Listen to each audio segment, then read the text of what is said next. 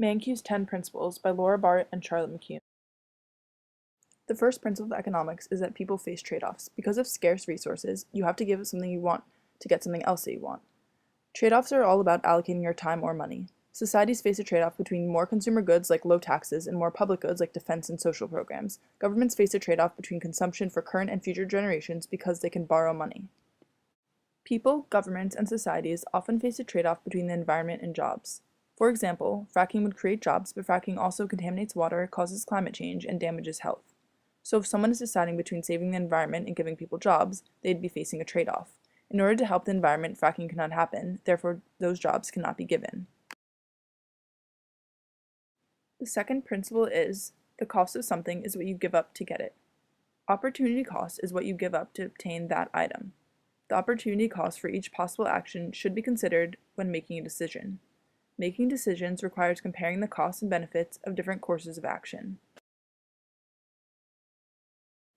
An example of this is a college education. You give up time and money for an education and job opportunities.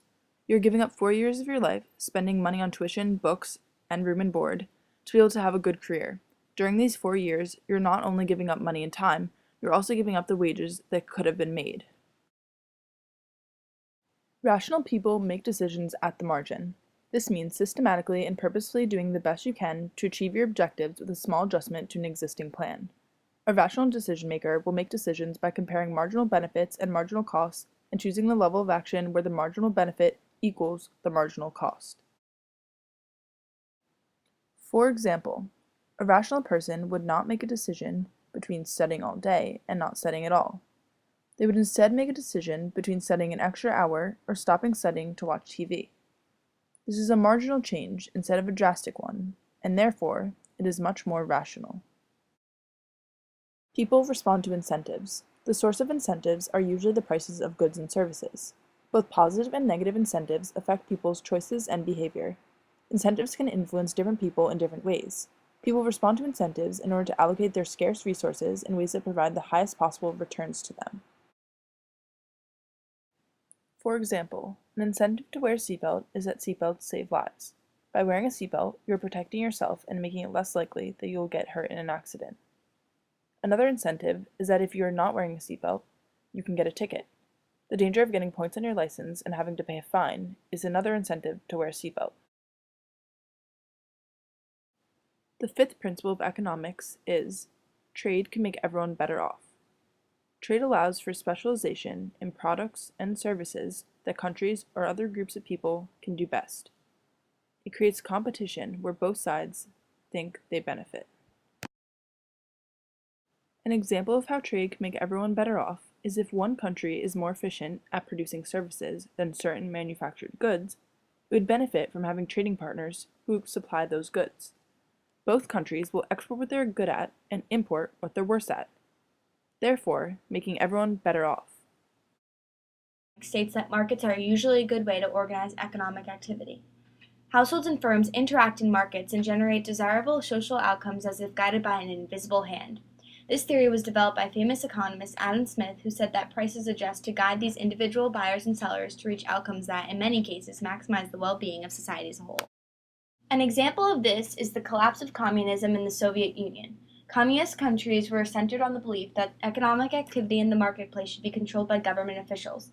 These planners then decided what goods and services were produced, how much was produced, and who consumed and produced them. These planners failed because they lacked the necessary information about consumers' tastes and producers' costs. That said, principle number 7 states that governments can sometimes improve market outcomes. There are 2 broad reasons for a government to intervene in the economy: to promote efficiency and to promote equity. The invisible hand usually leads markets to allocate resources efficiently, however, sometimes it doesn't work. When a market fails to allocate resources efficiently, the government can change the outcome through public policy. An example of this is the policies put in place by the government to regulate and control monopolies.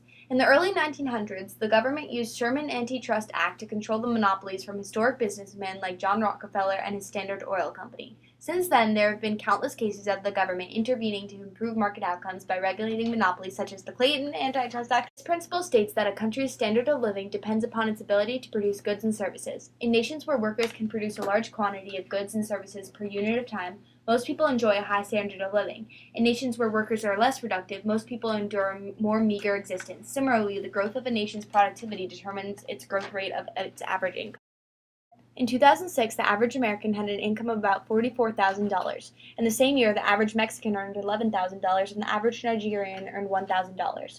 This large variation in average income is reflected in various measures of quality of life.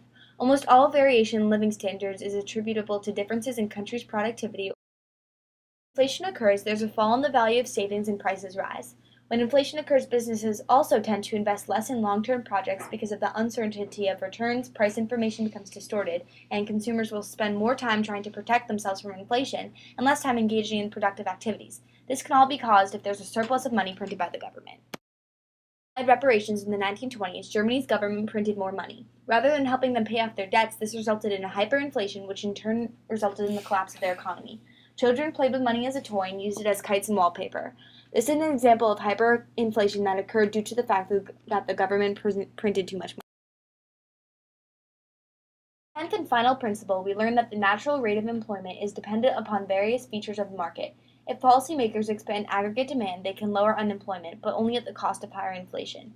On the other hand, if they contract aggregate demand, they can lower inflation, but at the cost of temporarily higher unemployment. This presents a trade-off that society must face. This graph shows the unemployment and inflation rate for the United States throughout history. As you can see, in 2008, there's a fall in the inflation rate from 5% to negative 2%. While this is happening, the unemployment rate appears to rise sharply from 5% to over 10%. This example, as well as the rest of the graph, proves the theory that society faces a short-run trade-off between inflation and unemployment.